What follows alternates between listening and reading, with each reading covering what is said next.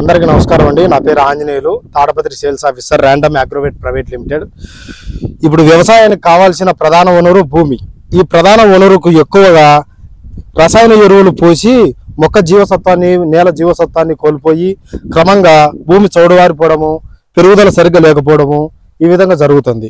ఈ జీవ ఎరువులు కావాలంటే CVD extra, humic acid, seaweed, fulvic ఈ విధంగా మనం ఇవ్వాలి. ఈరోజు మనం వచ్చేసి సివిడి ఎక్స్ట్రా గురించి తెలుసుకుందాం. సివిడి ఎక్స్ట్రా కావాలంటే ఐఎన్ఎం పాటించాలి, అంటే సమగ్ర పోషక యాజమాన్య పద్ధతి.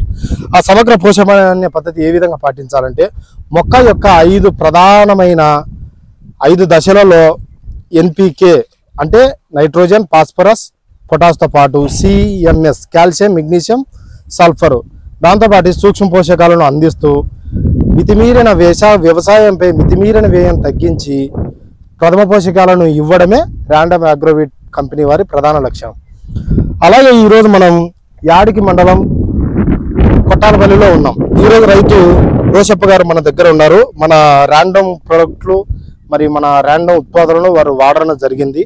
ఏ విధంగా వాడారో, వాళ్ళకి ఏ విధంగా ఫలితాలు అందాయో మనం ఈరోజు అడిగి తెలుసుకుందాం.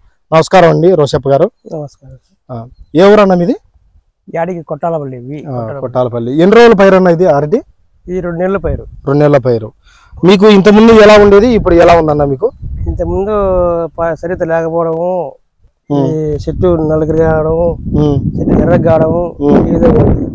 ఈ మందు పోసిన తర్వాత బాగానే వచ్చింది పైరు. ర్యాండమ్ వారి పైటోజిమ్ అన్నమాట. ఇందులో వచ్చేసి సివిడి ఎక్స్ట్రా, అమినో యాసిడ్ ఈ విధమైన కావాల్సిన న్యూట్రియన్స్, పోషకాలు, జీవ ఎరువులు ఉండడం వల్ల మొక్క వేపుగా పెరగడమే కాకుండా నలుపుదనంతో బాగా ముద్దు కూడా బాగా రావడం జరుగుతుంది. కావున రైతులు తామెల్లరూ ర్యాండమ్ ప్రొడక్ట్లు వాడండి, మంచి ఉత్పాదనను పొందండి, దిగుబడి ఎక్కువ సాధించండి. నమస్కారం.